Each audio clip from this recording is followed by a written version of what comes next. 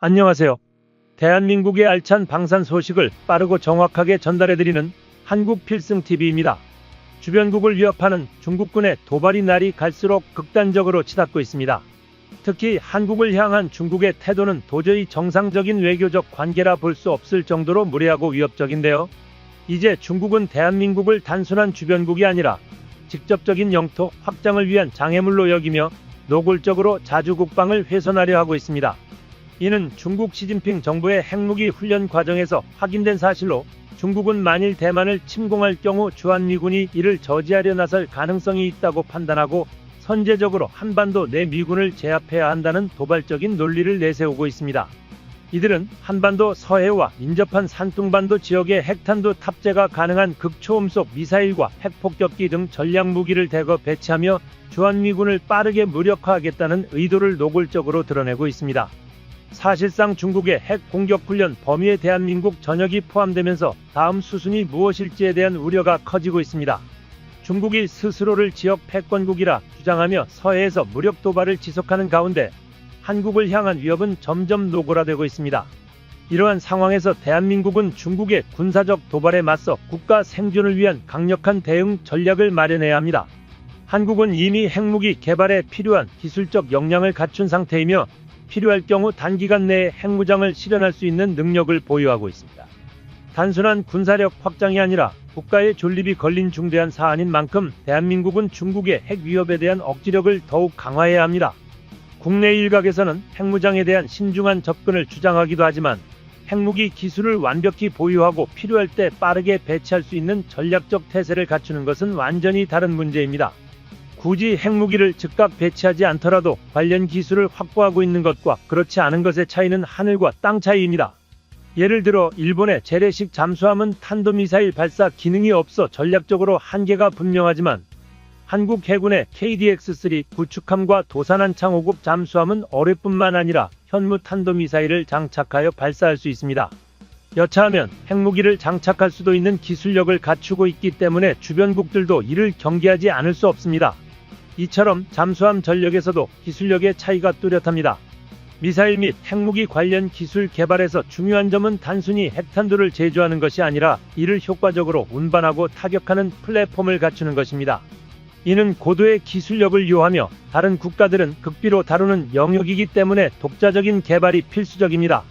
과거 한국 역시 이 문제로 인해 많은 고민을 했지만 이제는 SLBM 잠수함 발사 탄도미사일 기술까지 세계에서 7번째로 성공시켰으며 6,000km 이상의 사거리를 가진 미사일 발사 시스템도 완성했습니다. 현재 한국이 개발 중인 장거리 탄도미사일 개량형인 현무 미사일은 더 강력한 탄두 중량과 사거리를 갖추고 있으며 4단 고체 연료 엔진을 장착해 핵탄두 탑재도 가능하게 설계되었습니다. 국방과학연구소는 여기에 그치지 않고 한 발의 미사일에서 여러 개의 탄두가 분리되어 공격할 수 있는 MIRV 다탄두 재진입 기술 개발도 병행하고 있습니다. 특히 구형 탄도미사일의 현대화 목표를 현무6 수준까지 끌어올린다는 점이 주목할 만합니다. 이는 단순히 핵탄두 탑재가 불가능한 재래식 미사일이 아니라 더 강력한 전투 능력을 갖춘 차세대 전략무기로 발전시키겠다는 것입니다. 그렇다면 현재 대한민국이 보유한 원자력 기술력과 핵탄두 탑재 능력은 어느 정도 수준일까요? 최근 한국이 독자적으로 개발 중인 신형 원자로는 국제원자력협약의 제한을 받지 않는 방식으로 설계되었으며 한국이 원하는 방식으로 활용할 수 있는 것이 확인되었습니다. 만약 이 원자로가 실전 배치된다면 경항 공모함을 포함한 핵추진 전력 도입이 가능해지며 대한민국의 군사력은 한 차원 높은 수준으로 도약하게 될 것입니다. 한국은 기존의 원자로 문제를 해결하며 완전히 새로운 개념의 원자로를 개발하는 데 성공하고 있습니다. 이는 미국, 러시아 등 주요 군사 강국들조차 해결하지 못한 기술적 난제를 한국만의 창의적인 방식으로 극복한 결과입니다. 이러한 기술력 덕분에 이제 한국은 국제사회의 눈치를 볼 필요 없이 독자적인 원자력 기술을 기반으로 군사력을 더욱 발전시킬 수 있습니다. 세계가 다시 한번 대한민국의 기술력과 군사력을 주목할 수밖에 없는 이유입니다. 한국은 세계에서 유례가 없는 4세대 원자로 개발이라는 꿈을 현실로 만들어가고 있으며 이 원자로는 우라늄 235X를 활용해 핵무기와 원자력 발전 양쪽으로 전환이 가능합니다. 무엇보다 원료 수급부터 제조까지 타국의 간섭 없이 완전한 독자 기술로 진행되고 있다는 점에서 의미가 큽니다. 과거에도 여러 국가들이 비슷한 시도를 했지만 사소한 기술적 한계로 인해 개발에 실패했습니다. 그러나 대한민국은 이러한 난관을 극복하고 이제 실전 배치를 목전에 두고 있습니다.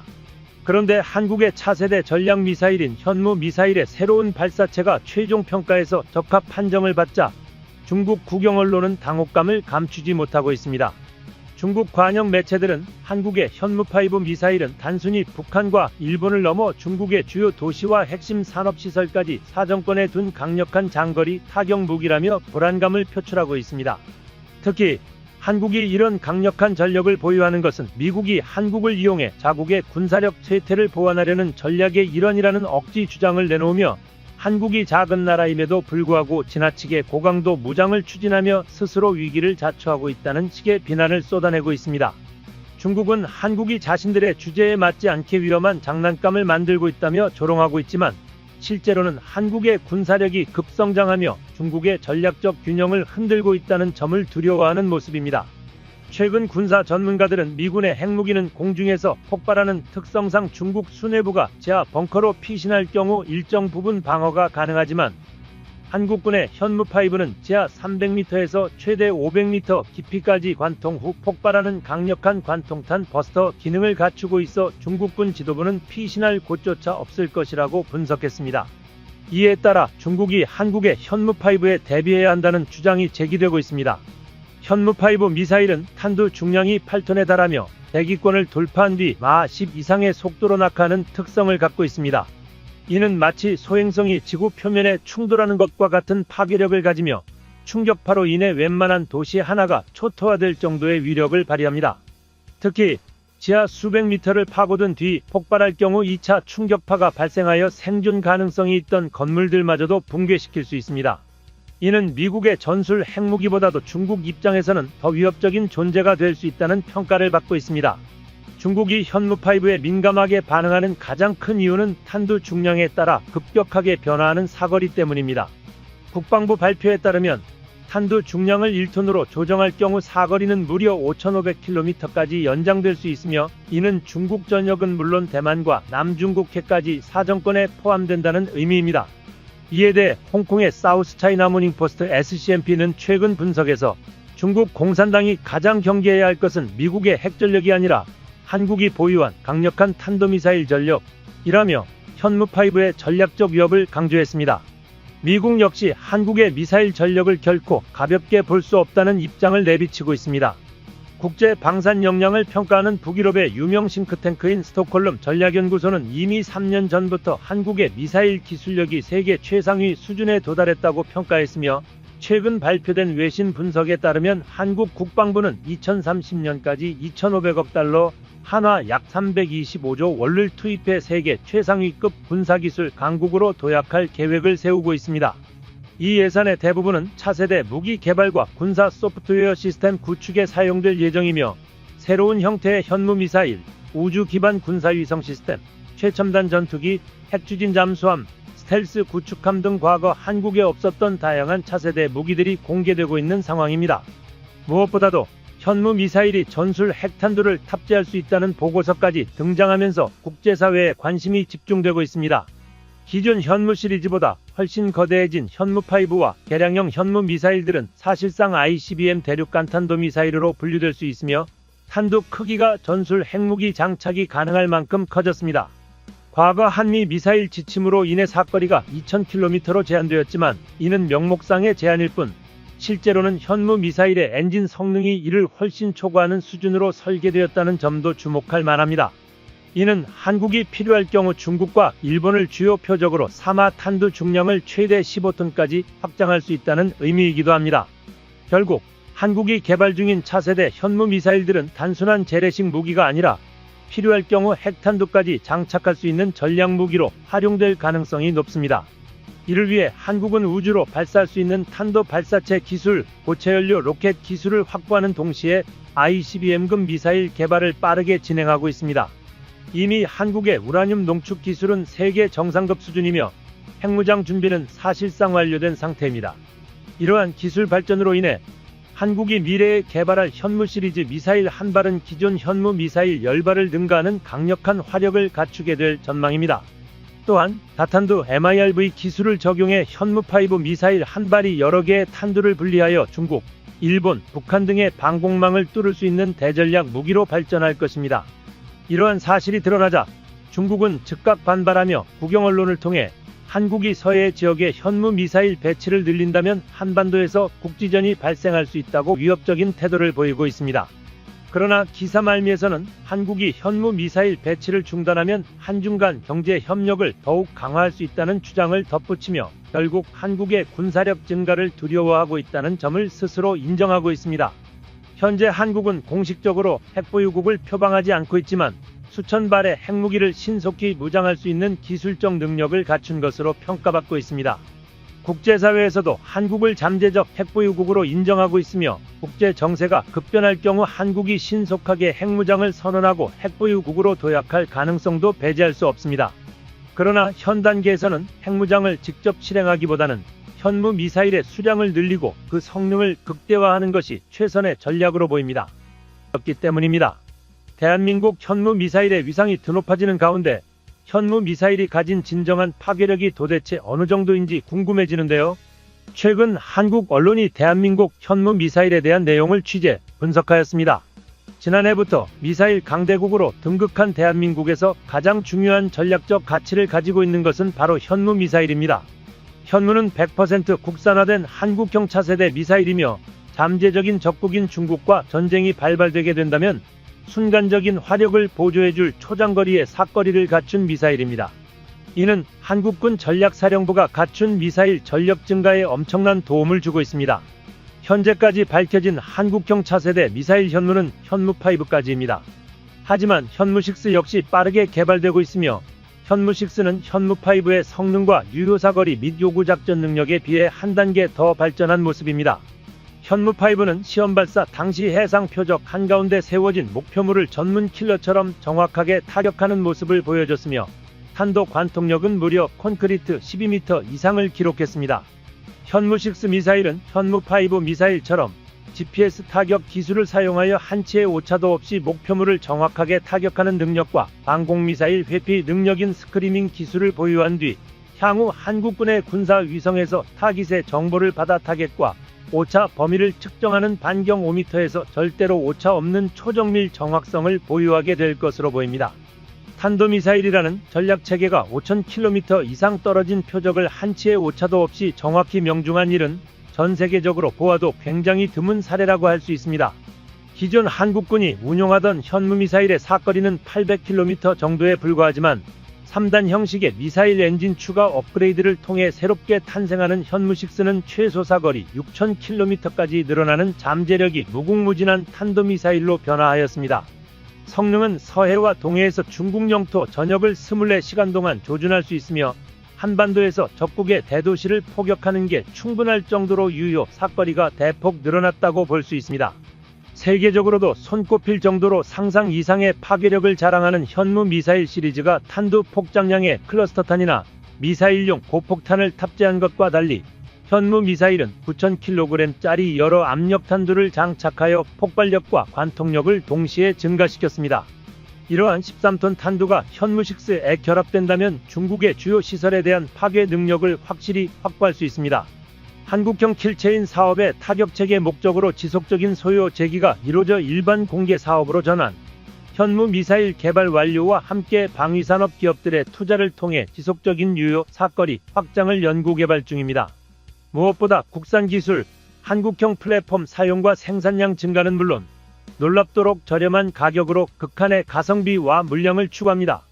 또한 구경 2000mm의 대형급 미사일은 한국의 영원한 잠재적 주자 중국의 구축함을 격침시키는 대한탄도미사일로 개량될 가능성이 역시 충분히 있으며 한국의 방위 기술 능력으로 해군을 위해 개량이 가능하다는 것을 입증하겠다는 방위 기업들의 자신감 있는 발표들이 계속해서 잇따르고 있습니다.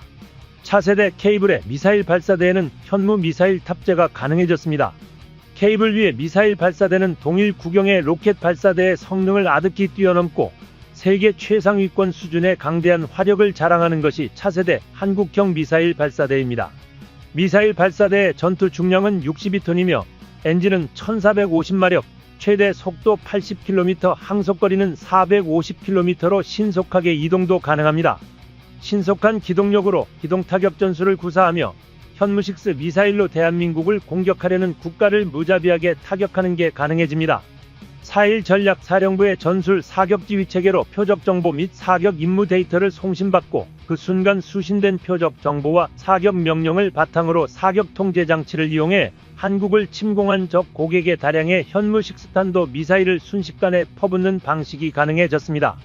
현무6 미사일은 현무5 미사일과 함께 한국형 킬체인 시스템의 중요 타격체계이며 이를 뒷받침할 지휘 사격 통제 체계를 갖추는 요구사항까지 모두 충족되었습니다.